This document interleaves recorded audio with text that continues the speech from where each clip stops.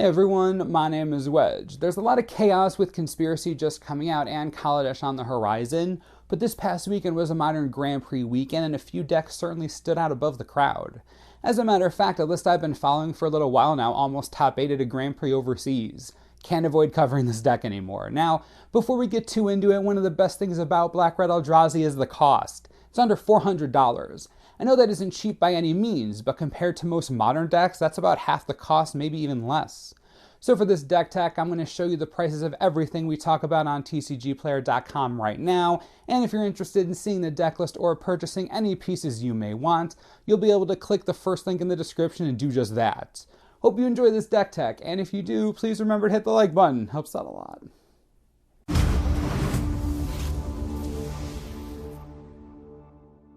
Black-Red Eldrazi isn't particularly new in general. The deck existed back when Oath of the Gatewatch first came out and Eldrazi stormed Modern. Of course, the Black-Red version eventually took a back seat to the more consistent Blue-White variants.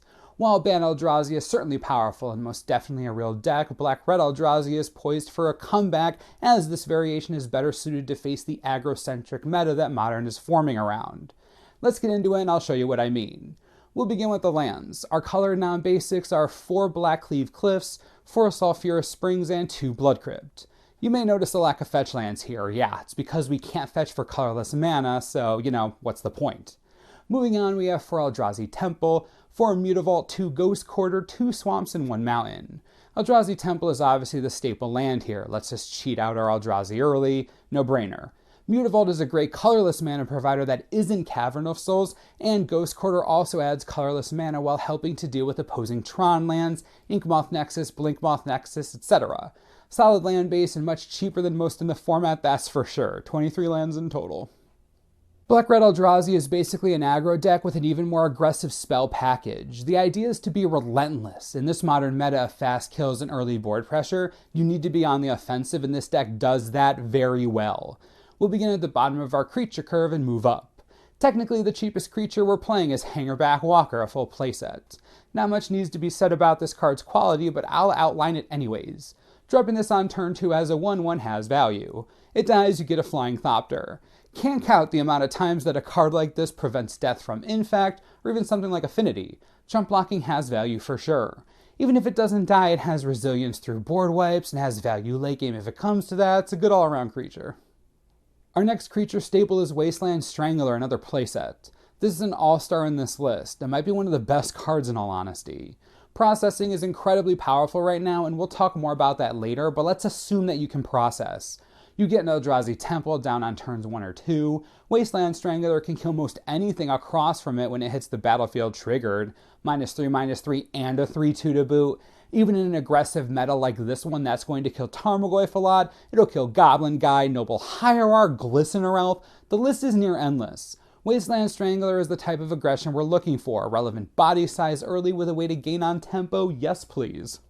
The 4-drop slot is where we really start hitting our stride. The deck runs a playset of Thought-Knot Seer because, like I've said a million times, Thought-Knot Seer is the best Eldrazi to come out of Oath of the Gatewatch. It has everything you want. With Eldrazi Temple, it gets out so early. Hand attacks your opponent, oftentimes forces a removal spell. There's simply a lot of disruption from this one card, and it dodges a ton of damage-based removal. Like, a lot of it. Look at all the stuff it dodges. It's genius. The other 4-drop we're running is Kalitas, Trader of Get. We're only running a pair because double black isn't always going to be a thing, but more than that, it's a legendary and doesn't get help from Eldrazi Temple. Our deck is about getting board presence fast. While Kalitas provides a lot of power, it certainly isn't fast. The reason it's in the deck is because it functions as a brick wall against mono red decks, anything with Monastery Swiftspear really. Zoo decks of any kind, core decks can't really attack into it all that well. The Vampire Warrior is a safe include in a format full of creature-based aggressive/combo decks. It's a weird time in Modern right now. The last creature in the deck is Reality Smasher. We're running 3 of them. In my most humble opinion, you can't run an Eldrazi aggro deck like this one without Reality Smasher. You just can't. 5 mana, 5/5, trampling haste creature that forces a discard on targeted removal. It's a ton of card advantage. Not only are you forcing your opponent to have the absolute right answer, but you're forcing them to have it right now. Having haste is huge here. 5 damage to the face is nothing to ignore, especially since they've probably already taken damage this game. The Smasher adds another quality creature to the roster of quality creatures. Plus, if you're lucky enough to get a pair of Eldrazi Temple before casting this, hold me back. Now that's aggressive and durable. It's everything you want, play it. We wouldn't be running a playset of Wasteland Strangler if we didn't intend on using that processor ability. We're running 4 Relic of Progenitus to enable that variability. Think about the modern metagame. With the exception of a few very specific decks, most strategies have a turn 1 or turn 2 play. It's how modern Magic works. Relic comes down early and exiles whatever it is they decide to play. Maybe it's an Ancient Stirring, Serum Visions, Lightning Bolt, Gitaxian Probe, it doesn't matter. They put anything in their yard and it's off to the processor. Wasteland Strangler will take down most anything played early. Relic is in the deck to make that happen. The only other artifact we're running is one Ratchet Bomb. It's pretty hilarious against Affinity, Zoo, lots of board-heavy decks that rely on 0, 1, or 2 mana cost creatures. It's definitely more of a sideboard card, but there are just so many decks out there running low-cost, permanent-based strategies that you need something like this main deck. Even something annoying like Lantern Control, just bam! The rest of the deck is made up of 15 instants and sorceries. Time for so much removal your head'll spin. Let's begin with the sorceries. We're running 3 Inquisition of Kozilek and 1 Thoughtseize for hand attack.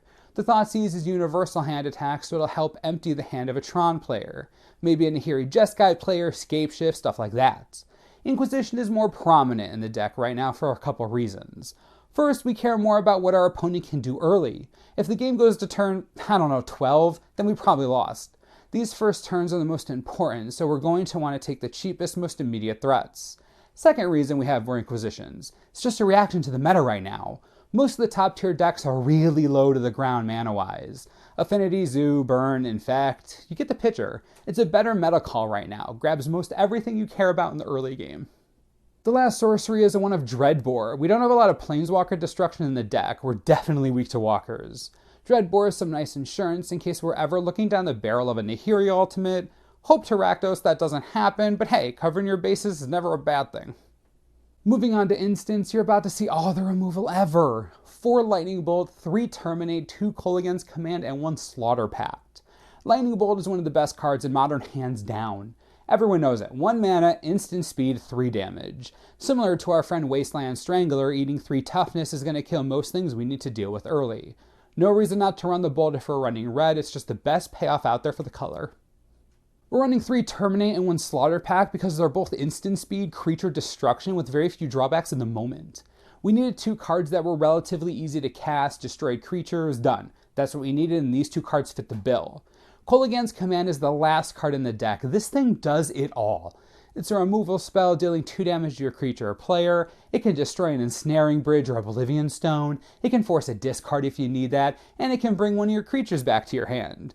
The commands have a lot of value in general, but Kolaghan's Command is perfect for your deck. Destroying an artifact, forcing a discard, dealing 2 damage, and returning a creature to your hand are all perfectly effective and fair for the cost of the card. It's exactly what you want. We'll go over sideboard cards in a second, but before we do that, let's go over the situation. Black-Red Eldrazi is an aggressive strategy. It isn't as aggressive or crazy as Death's Shadow, Zoo, or even Burn, but it makes up for its slightly slower speed with overwhelming power and annoying disruption. Getting an Eldrazi Temple early often means Wasteland Strangler puts you ahead by a lot, or it means an early Thought-Knot Seer. You're basically cheating out powerful creatures. Now, because these aggro decks are so all-in, use all your removal early against them. They thrive on explosiveness. You can't afford to let your life drop low enough that a bunch of direct damage to the face will kill you. You need to make your opponent fight you on the ground. So use your removal early. Don't play out a filler Wasteland Strangler without the trigger unless you really have to. Or you find yourself up against a deck that just doesn't play creatures that -3/-3 is going to kill.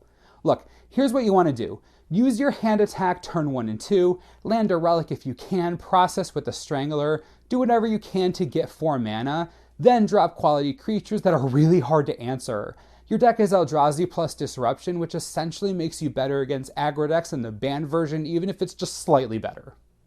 Let's talk sideboard. Everyone's talking about Dredge. Wow, I hate that deck. But since it's going to exist, players need to be able to hate the crap out of it. A few of your sideboard slots should be dedicated to Grafdigger's Cage and Nile Spellbomb. One of each seems fine, maybe a second of one of them, but not more than that. Graveyard hate has always existed in Modern, so don't go nuts.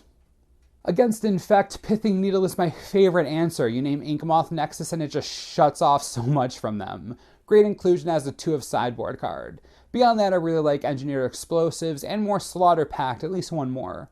This should be fine for the matchup.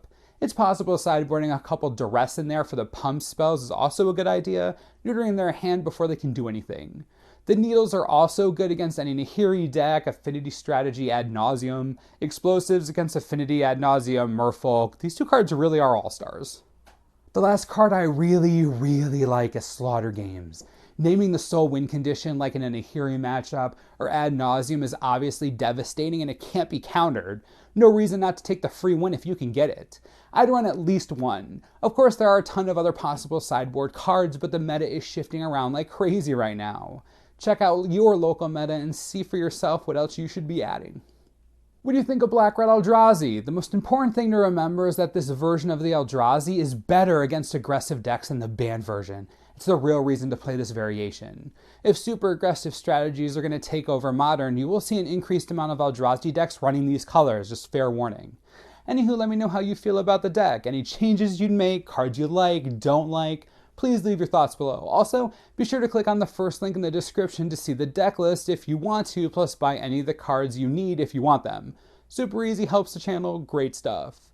As always, subscribe for the latest and most reliable Magic the Gathering information you could ever need. This is the Manosaurus, I'm Wedge. Thanks for watching, we'll see you next time.